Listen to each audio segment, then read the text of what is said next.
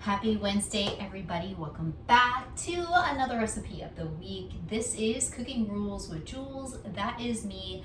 My name is Julia Pontanis, and I am here to make your kitchen experience not only easy, healthy, but also incredibly delicious, because that's why you guys watch, right? We want something yummy to eat.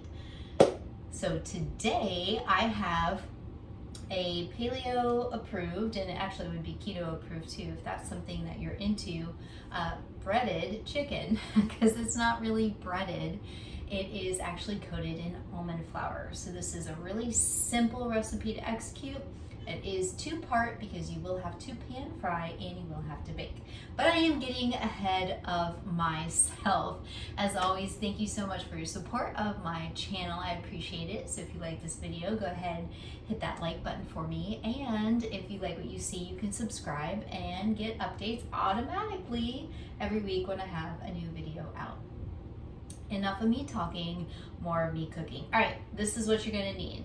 I have about a pound of chicken breasts that are sliced pretty thin here, that I have already seasoned on both sides with sea salt and dried parsley on both sides. So just a quick little dusting will do. I have taken one egg and whisked it up like I was making scrambled eggs, because we are going to dunk the chicken breast into the egg wash, which this is called, and then dredge it in almond flour. So almond flour, I found this at Aldi for like $6. It's a great buy when it goes on sale. Buy more. I use this a lot in replacement of traditional wheat flour. You're also going to need good quality extra virgin olive oil. I like organic, so here we are. I've got this guy waiting for me, and then of course your sea salt. Now that I've already gone through kind of some of the process, let's really get down to business, shall we? Part one, season the chicken breast with salt and parsley. Check. Part two, dunk the chicken, that's going to the sink by the way, into the egg wash and give it a nice little coat. Nice little bath. One egg is good for about a pound of chicken. If you're making more for a larger family, then you're probably going to need two. Now what I'm going to do is ever so gently tap my little chicken breast into my flour pile here. I just have it on a piece of parchment paper, and then I'm going to coat it again.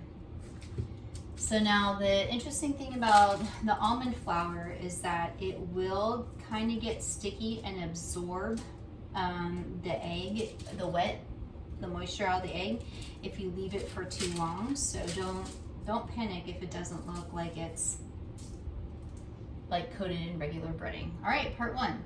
Also, if you use a tool and not your hands, you will avoid getting the sticky monster fingers. If you do use your hands, one hand is to dunk in the wet, one hand is to dunk in the dry, but for the sake of me spreading bacteria today, I think I'm going to just use my tongs here. It's okay. We'll let the tongs get the monster hands, all right? The next step to this process is I'm going to get my pan heated up over a medium heat and then brown these chicken breasts. I will also give you a fair warning, because almonds are primarily fats. It will burn. I don't know if you've ever tried to toast almonds before, or toast any type of nut. I just made up my own words there. And like left it unattended, and you get that burnt taste. We don't want that on these chicken breasts. So this is going to be a super fast toasting. And while that's happening, I have my oven preheated here to 350. So I'm gonna just toast the outside of this chicken in the pan and then pop it in the oven to finish it off. All right, whoops, I almost lost that one, you guys. All right, also looks like I'm running out a little bit of almond flour, so I'm just gonna give it a sprinkle. All right, let's get to step two. I did not eat lunch today. I'm feeling pretty hungry. And I'm sure you guys are also just waiting to see the final product. Okay. Wait, need a little bit more. JK. All right. fantastic. All right, this pan is ready to go. I'm just gonna drizzle in a little bit of olive oil. Don't really need that much. This is a non-stick pan, and we're really frying fats and fats here. So I'm gonna do my chicken breasts. I'm gonna lay them down in here and just let them brown up for about 2 to 3 minutes per side. The chicken is in the pan. I'm gonna let these guys get browned up, and as soon as I flip them on both sides, I'll put them on my lined baking sheet and bake for about another 15 minutes. This is looking exactly how I want it to look. Nice and golden on the outside. Oops, shadow from my finger. There we go. And as you can tell, it's still pretty raw in the middle, so that's why it must be baked. But we just want a nice brown on the outside and for crunch. Chicken is on the pan and ready to bake for about another 15 minutes or until that internal temperature reaches 165 degrees.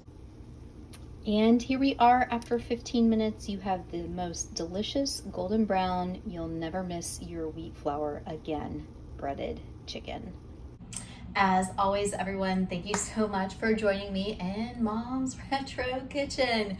Still working on my own, so if you have any ideas, drop me a comment below. Anyways, I hope you guys are staying safe and healthy, and I will see you next week.